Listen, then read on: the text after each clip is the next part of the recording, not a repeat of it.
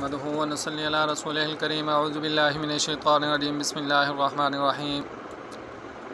मैं खैरियत से हूँ, उम्मीद करता हूँ आप तमाम हज़रात भी खैर वाफ़ियत से होंगे। आप देख रहे हैं चुबैर यज़मानी चैनल। जैसा कि आप लोगों को पता है कि मैं आप लोगों तक इस्लामी मालूमाती वीडियो बनाकर आप लोगों के सामने पेश करता हूँ ताकि आप लोगों की रहनुमाई हो सके। आज मैं आप लोगों के पास जो मसला लेके आ रहा हूँ वो फ़िदिये का मसला है। उसमें मैंने वजाहत करना ज़रूरी समझा। बहुत से लोग ऐसे हैं जो आर्जी बीमारी की वजह से डॉक्टरों के पास जाते हैं, वहाँ डॉक्टर उन्हें मना कर देते हैं कि भाई आप रोज़ा नहीं रख सकते, आप रुखसत कर लें, आप रोज़ा ना रखें। उसके बरक्स आप उसका फ़िदिया दे दें और आपके तमाम रमज़ान मुबारक के रोज़े हो जाएंगे। ये बिल्कुल गलत है और जो लोग ऐसा करते हैं वो बिल्कुल गलत करते हैं। उन्हें चाहिए कि डॉक्टर के पास होने के बाद फिर अपने इलाके के किसी आलम, किसी मुफ्ती के पास जाएं, उससे पूरा मसला समझें। इसमें आप लोगों की भी भलाई होगी और इससे आपको दीन और दुनिया दोनों का फ़ायदा होगा इंशाअल्लाहुल अज़ीज़। तो जनाब, जैसा कि मैंने पहले बताया आप लोगों को कि डॉक्टर की हिदायत के मुताबिक रोज़े तो आप छोड़ सकते हैं, लेकिन ये चीज़ कि उसका फ़िदिया अदा कर दें, ये बिल्कुल नाजायज़ है। आपको सेहतमंद होने के बाद पूरे महीने के रोज़े क़ज़ा करना होंगे और ये आर्जी बीमारी का बहाना बनाकर आप और ये फ़िदिया अदा करने के बाद आपकी माह रमज़ान के पूरे महीने के रोज़ों से जान नहीं छूटेगी, बल्कि इन्हें अदा करना होगा। पारा नंबर 2 की आयत है, व अलल्लज़ीना युतीक़ूनहु फ़िद्यतुन ताआमु मिस्कीन, कि जो लोग रोज़े की ताकत नहीं रखते यानी बिल्कुल बुढ़ापे को पहुँच गए हैं, वो फ़िदिया अदा करें।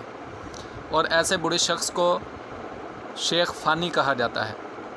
ज़िंदगी के बिल्कुल यानी ऐसा बूढ़ा शख्स, ऐसा बीमार शख्स जो ज़िंदगी के आखिरी मराहिल में है, बुढ़ापे को पहुंच चुका है और उसके सेहतमंद होने की कोई उम्मीद बाकी नहीं है, या ऐसी बीमारी लाहक है कि उसमें वो रोज़ा रख ही नहीं सकता, यानी कि उसके वो सेहतमंद होने के चांसेस है ही नहीं, उसके लिए ये हुक्म है कि वो अपना फ़िदिया दे दे।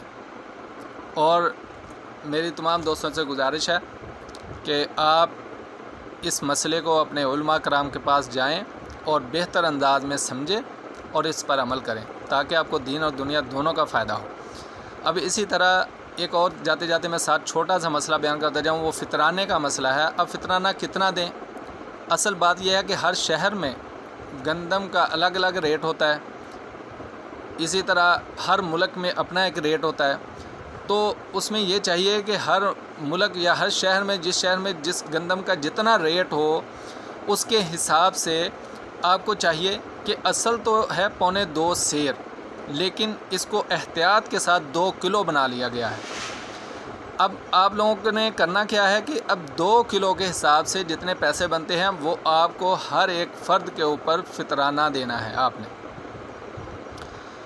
हत्ता कि इसमें बाज़ उलमा ने तो यहाँ तक एहतियात कर दिया है, वो 2.25 किलो तक बढ़ा दिया है, जबकि ये बिल्कुल नाजायज़ है और इससे एहतियात करनी चाहिए। और इसमें असल मसला ये है कि 2 किलो के हिसाब से आप फ़ितराना देंगे और इसके अलावा बाकी 2.25 किलो 2.5 किलो वो बिल्कुल गलत है। हाँ, अपने शौक़ से अगर कोई चाहे बढ़ा के देना चाहे तो वो गंदम की जगह पे किशमिश दे दे या कोई और महंगी चीज़ वो फ़ितराना कर सकता है, जितने की वो ताकत रखता हो उसके हिसाब से उतरे। अब ये नहीं है कोई अमीर, बहुत ज़्यादा अमीर शख्स है, लाखों करोड़ों का उसका बिज़नेस है और वो गंदम के हिसाब से फ़ितराना दे, ये भी जायज़ नहीं है। इसमें कोशिश करनी चाहिए जितनी उसकी वुसअत ताकत हो उस ताकत के हिसाब से वो अपना फ़ितराना दे और ख़ुशी से अदा करे। इंशाअल्लाह अल्लाह पाक उसको अजर व सवाब से अदा करेंगे। तो ये थी मेरी आज की वीडियो। अगर आप लोगों को पसंद आई तो लाइक और शेयर ज़रूर कीजिएगा और मेरे चैनल को सब्सक्राइब भी करें। शुक्रिया। अस्सलामु अलैकुम व रहमतुल्लाहि व बरकातहू।